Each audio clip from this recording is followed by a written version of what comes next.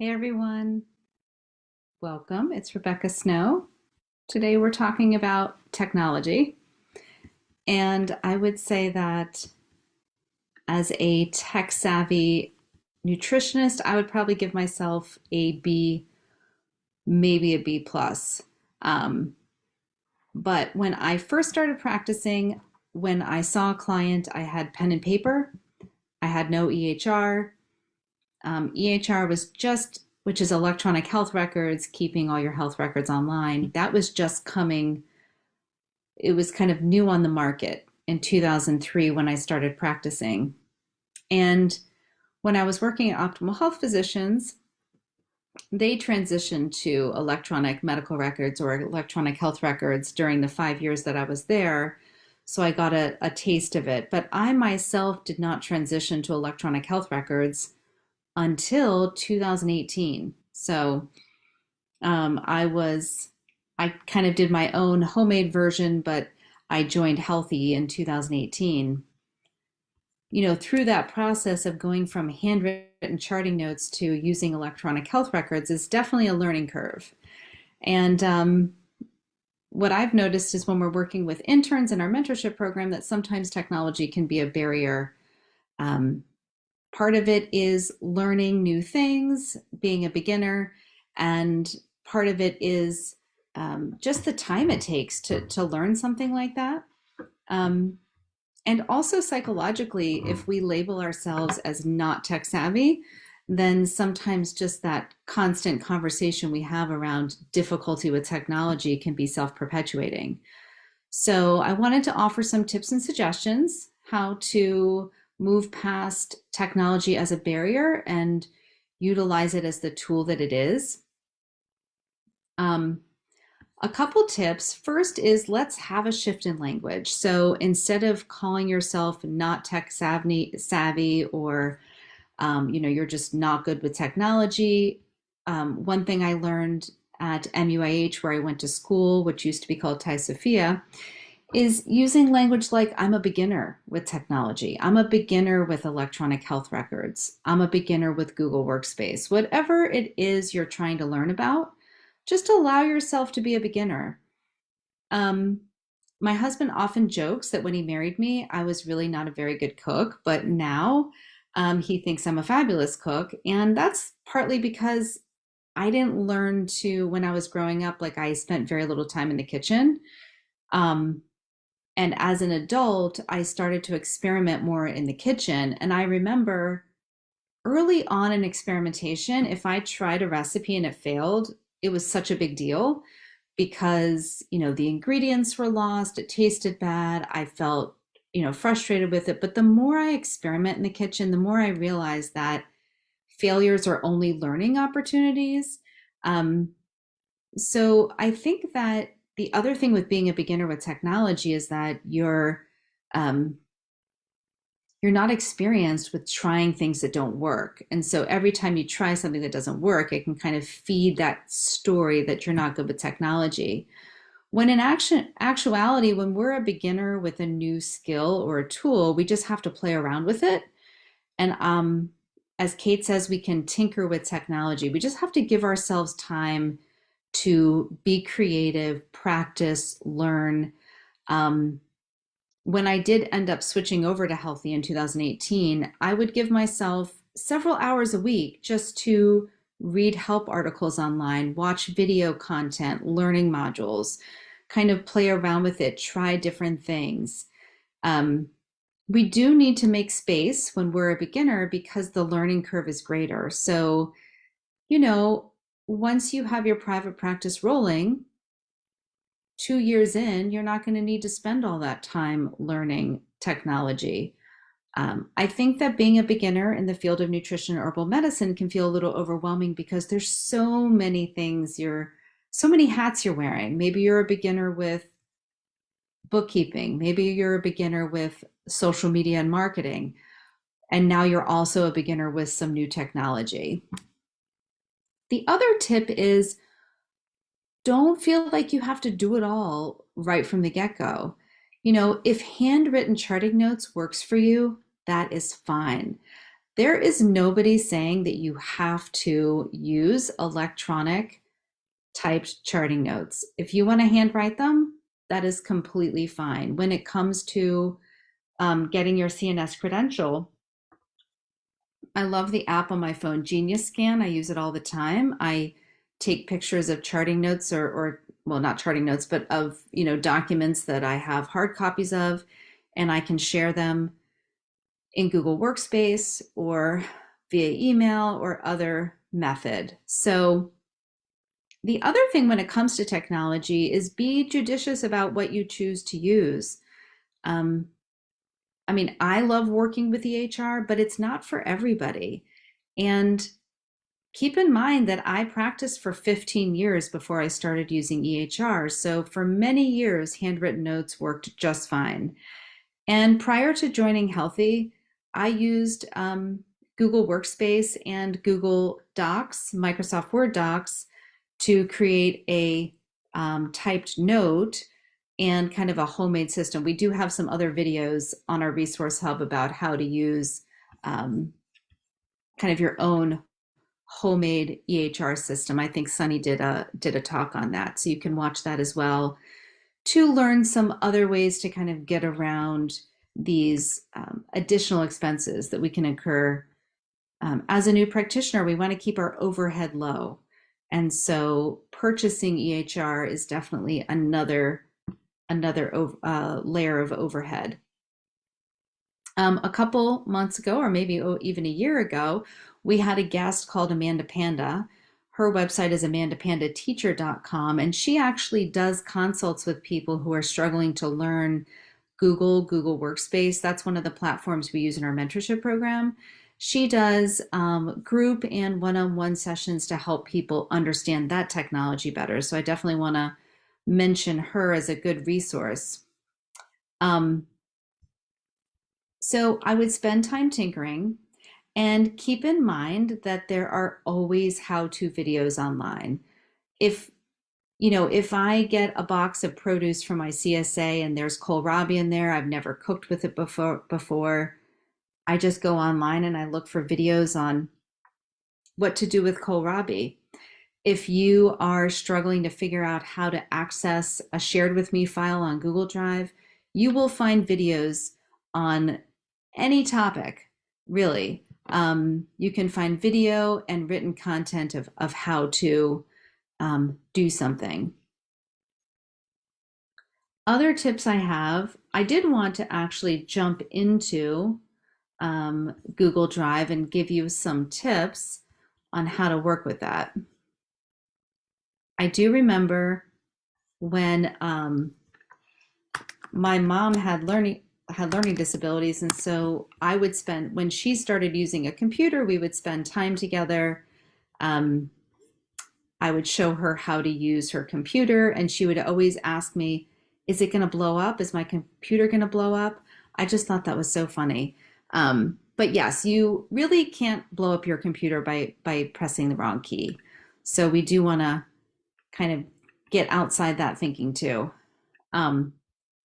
So the thing I like about Google Workspace is that it's fairly inexpensive. I mean, for the bottom rung, I think it's $15 a month. And by signing up for Google Workspace, you can use it as a HIPAA compliant file storage and sharing method. So that's wonderful. So you can really have your own homemade EHR or electronic health records. You can store client files.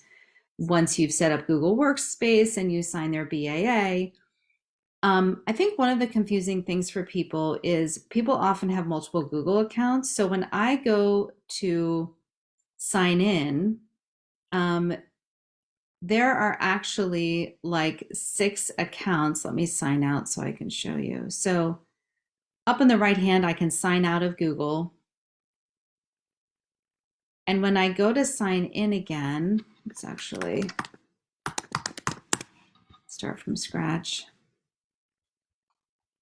So the apps here, the one that I use the most is Google Drive.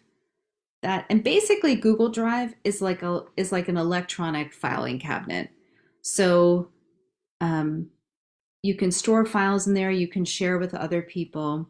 So let me open Google Drive. It's going to ask me to sign in, but you can see that I actually have many different accounts. I have probably 6 accounts. So if I wanted to use a different account, I could use my um, Rebecca at Nutrition Herbal Collective. That's another account I have. I can use, let's see what other account. I've had like 4 different accounts. I've got my Board of Dietetic Practice account. I've got the Rebecca at Rebecca Snow, and then I've got Rebecca at Nutrition Herbal Collective. So if somebody shares a file with me at Rebecca at Nutrition Herbal Collective, I'm not going to see it here when I log in as Rebecca at Rebecca Snow. So that's something to keep in mind is where, make sure that if somebody shares a file with you, that if you want to access it all with one email, that you ask them to reshare the file to the new email address that you want to access it with. So that's a key thing, because if you're logged into a different account than where the file is stored, you're not going to be able to find it. Now, when I open my drive, everything here with an arrow is a folder that somebody else created that I linked to my drive. So if there's, and just yesterday I'm volunteering to help with the dance school holiday party for my daughter, and somebody created this Xmas party document. So when they shared this file with me, I right-clicked it and I add it to my drive. But actually, I'm going to show you with a file that's not in my drive. So somebody shared this vegetable checklist with me. So if I right-click it, I can add shortcut to drive. What that does is it allows all the files that I want easy access to available when I open up my drive. So some of these are personal, some are business related. Another thing that I do, like here's my TNHC folder. I will highlight things different colors. So like you can change the color of different folders to make it easier to find things. Sometimes I forget where I've stored a folder. So let's say I did a recommendation letter for an intern and I want to find that recommendation letter. I can search by their name to see what comes up. Or let's say I created a handout on FODMAP and I want to find my FODMAP recipe folder that I created. I can do that with the search function and find FODMAP recipes. So those are some of the fun and tips that I do like to use. Now, the key thing with Google is that it is an online system. You can set up the settings so that you can access files and folders when you're offline. From a Mac, you can drag and drop files. So if I work on a file on my desktop, I will drag and drop it into Google.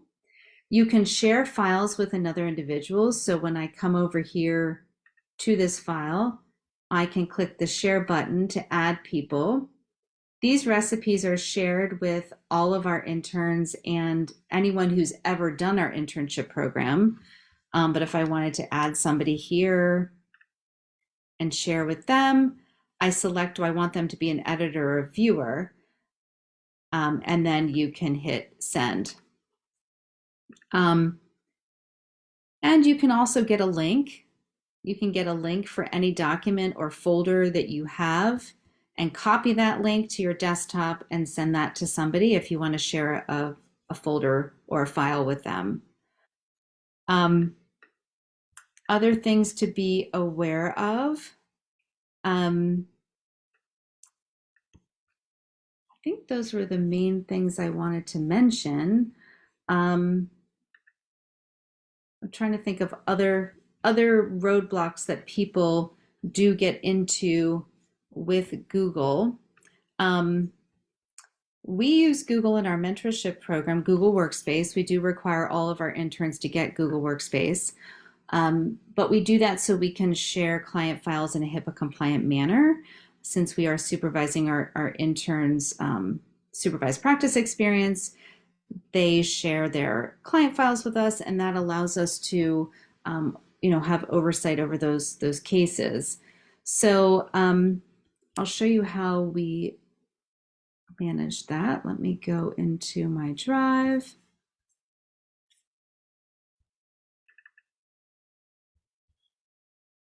Let's see. So just take a sample folder, and you'll see we link to our shared resources. So this is handouts, forms, files, networking letters. We do regular live client interviews, so we link that to everyone's one-on-one folder.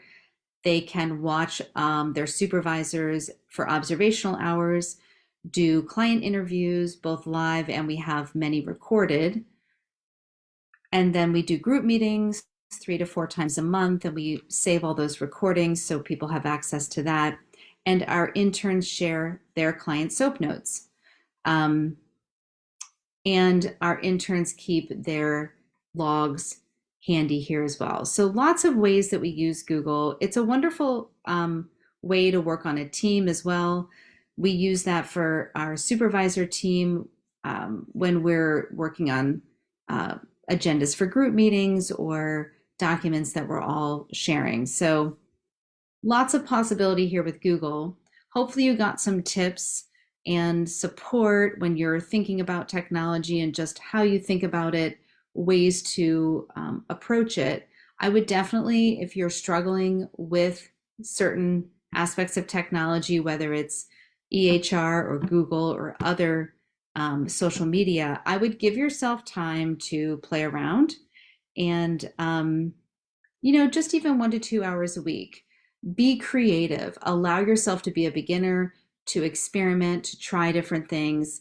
I think it's really important to practice when you don't have a deadline looming, because if you never touch base with the technology that you're struggling with, and then you have, like, let's say you have a meeting with your supervisor and you need to get your charting note uploaded and you still haven't figured out how to do that, doing it at the last minute can be very stressful. So if you can time block an hour or two a week to play around with those different things that you're practicing, then you won't feel stressed doing it at the last minute.